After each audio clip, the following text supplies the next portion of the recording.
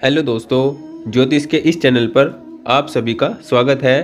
और आज की वीडियो में हम बात करेंगे कुंडली में लगन भाव से संबंधित ऋषि पाराशर जी के अनुसार जो ज्योतिषीय सूत्र और ज्योतिषीय योग हैं उनके बारे में हम चर्चा करेंगे। वीडियो अगर आपको अच्छी लगे तो प्लीज़ वीडियो को लाइक करें और चैनल को सब्सक्राइब जरूर करें। देखिए, जब भी कुंडली की बात की जाती है तो कुंडली में जो पहला भाव होता है ये लगन भाव होता है। इसको हम फर्स्ट हाउस बोलते हैं और ये कुंडली का राजा होता है या कैप्टन होता है या मंत्री होता है।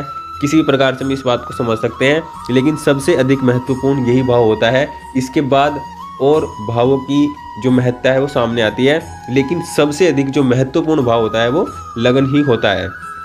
अब लगन व्यक्ति के शरीर को भी दिखाता है, शारीरिक सुख को दिखाता है, व्यक्ति की प्रतिष्ठा को दिखाता है, व्यक्ति की रूप रंग संरचना को प्रदर्शित करता है, व्यक्ति के जीवन में पद मान सम्मान को भी दिखाता है। जीवन में प्रत्येक जो गुण है, प्रत्येक स्थिति को लगन के द्वारा निर्धारित या समझा जा सकता है। तो लगन अपने आप में संपूर्ण कुंडली का एक सार होता है। इसलिए सभी या पाराशर जी ने लगन को बहुत अधिक महत्ता दी है और लगन पर कुछ ज्योतिषीय योगों के बारे में भी बताया है।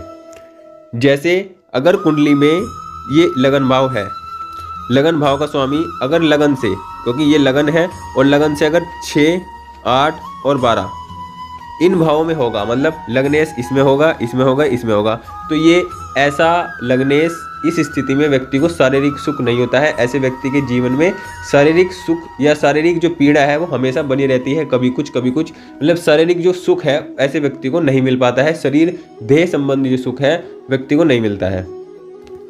जब भी कुंडली में अगले की हम बात करते हैं, लगन का स्वामी केंद्र त्रिकोण में हो, मतलब इन चारों भावों में हो या पंचम नवम में हो, क्योंकि जो 4 भाव होते हैं, ये जो 4 भाव होते हैं ये केंद्र के भाव होते हैं और ये जो 2 भाव होते हैं ये त्रिकोण के भाव होते हैं, मतलब पंचम और नवम। जब भी इनमें होता है कि लग्नेश, तो ये व्यक्ति को शारीरिक सुख प्राप्त करता है। ऐसे व्यक्ति को जीवन में उसके शरीर से संबंधित सुख प्राप्त होता है, मतलब अपने जीवन में हर प्रकार के सुख को भोग पाता है, क्योंकि उसका शरीर स्वस्थ होता है, अच्छा होता है।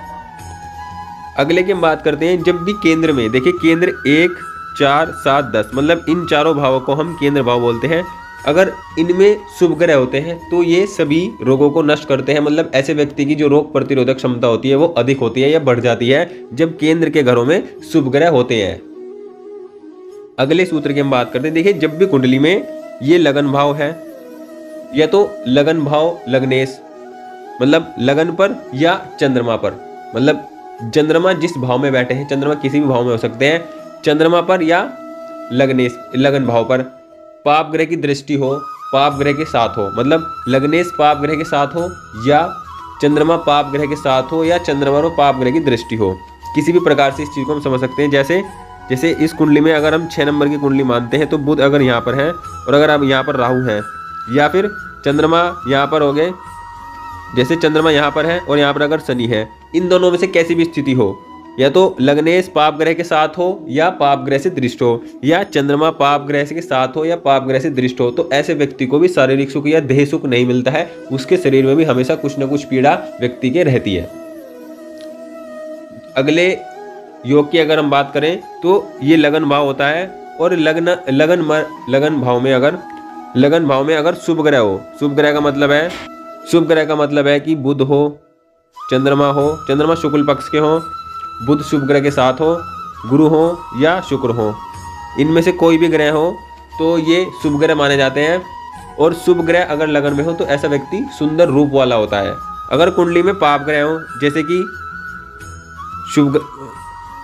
जैसे कि शनि हो, राहु हो, मंगल हो, तो ऐसा व्यक्ति कुरूप वाला होता है, मतलब उसका रूप दिखने में अच्छा नहीं होता है। अगले सूत्र की हम बात करते हैं। देखिए, जब भी कुंडली में लगनेश से बुध, गुरु और शुक्र, मतलब केंद्र या त्रिकोण में, मतलब ये लगनेश है तो या तो बुध, गुरु, शुक्र इन चारों भाव में हो या फिर इन 2 भाव में हो। लगनेश से बुध, गुरु और शुक्र अगर केंद्र या त्रिकोण में हो तो ऐसा व्यक्ति धनवान होता है, दीर्घायु होता है और राजा का प्रिय होता है और मान सम्मान से जीवन जीने वाला होता है। लगन भाव से अगर केंद्र त्रिकोण में बुध, गुरु और शुक्र हो तो ये बहुत श्रेष्ठ होता है।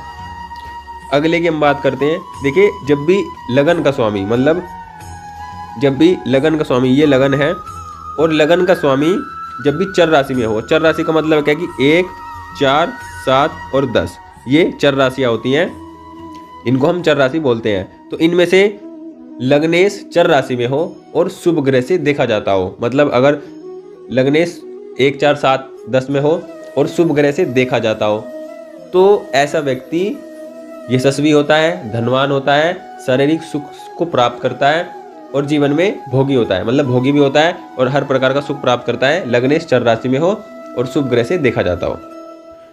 जब भी कुंडली में बुध के साथ लगन भाव में, मतलब लगन में बुध के साथ शुक्र हो या गुरु हो, मतलब बुध के साथ की कंडीशन है, बुध के साथ ये तो गुरु हो या शुक्र हो और चंद्रमा से देखे जाते हो, मतलब चंद्रमा इनके सामने हो और चंद्रमा अगर पूर्णिमा के हो तो ये अत्यंत श्रेष्ठ होगा। ऐसा व्यक्ति भी बहुत श्रेष्ठ जीवन जीने वाला होता है, शारीरिक सुख उसको प्राप्त होता है, दीर्घायु होता है और जीवन में स्वस्थ शरीर वाला व्यक्ति होता है, मतलब उसका जो स्वास्थ्य होता है जीवन में अच्छा होता है और हर प्रकार का सुख व्यक्ति प्राप्त करता है। लगन में बुध के साथ अगर गुरु हो या शुक्र हो और उनको चंद्रमा देखता हो। अगले की बात करते हैं हम, अगले ज्योतिषीय योग की बात करते हैं। देखिए, जब भी कुंडली में सूर्य और चंद्रमा एक ही नवमांश में हो, मतलब क्या है कि नवमांश कुंडली में जब भी सूर्य और चंद्रमा एक ही राशि में हो, एक ही राशि में हो तो ऐसे व्यक्ति को माता का सुख बहुत अच्छा मिलता है या माता से विशेष स्नेह ऐसे व्यक्ति को होता है। माता का विशेष सुख या विशेष जो स्नेह है वो प्राप्त होता है, मतलब अच्छा जीवन ऐसे व्यक्ति का होता है जब नवमांश कुंडली में सूर्य चंद्रमा एक साथ हो। अगर किसी शुभ ग्रह से देखे जाते हो तो ये और अच्छा हो जाता है, व्यक्ति को जीवन में माता से विशेष सहयोग मिलता है पिता के मुकाबले। इस प्रकार की स्थिति कुंडली में होती है। अगले की हम बात करते हैं। देखिए, जब भी कुंडली में शनि लगन में हो तो ऐसे व्यक्ति के सभी काम देरी से होते हैं, क्योंकि शनि देरी के कारक होते हैं, देर से काम को करते हैं। देर से काम होना शनि का एक नेचुरल प्रॉपर्टी होती है, एक प्राकृतिक गुण होता है। लेकिन ये गुण कैंसिल हो जाता है, कब कैंसिल होता है? अगर इसी केंद्र में, मतलब केंद्र के इन्हीं भाव में 2 शुभ ग्रह हो या 2 से अधिक शुभ ग्रह हो, जैसे कि यहाँ पर बुध और शुक्र अगर आ जाएं तो ये भी बहुत श्रेष्ठ है। फिर व्यक्ति के काम इतनी लेट नहीं होंगे या जो शनि के कारण व्यक्ति के कामों में देरी होनी थी वो नहीं होगी, या व्यक्ति मतलब 2 शुभ ग्रह आ जाएं या चंद्र 3 आ जाएं, 2 से अधिक आ जाएं, केंद्र में आ जाएं, तो ये जो रूल है ये कैंसिल हो जाता है एक तरह से कि शनि के कारण सभी कामों में देरी होती है। अगर केंद्र में अगर शुभ ग्रह हो तो ये व्यक्ति के कामों को सही समय पर होने की स्थिति बना देते हैं और ग्रह योग अच्छे हो जाते हैं, क्योंकि केंद्र में शुभ ग्रह हो तो व्यक्ति का जो जीवन है वो बहुत सुखमय होता है। तो आज की वीडियो में इतना ही। अगली वीडियो में हम धन भाव से संबंधित चर्चा करेंगे कि किस प्रकार पाराशर के अनुसार धन भाव के योगों को बताया गया है और किस प्रकार आप अपनी कुंडली में धन भाव को, धन की स्थिति को देख सकते हैं। आज की वीडियो अगर अच्छी लगी तो प्लीज़ वीडियो को लाइक करें और चैनल को सब्सक्राइब जरूर करें और शेयर भी करें। Thank you.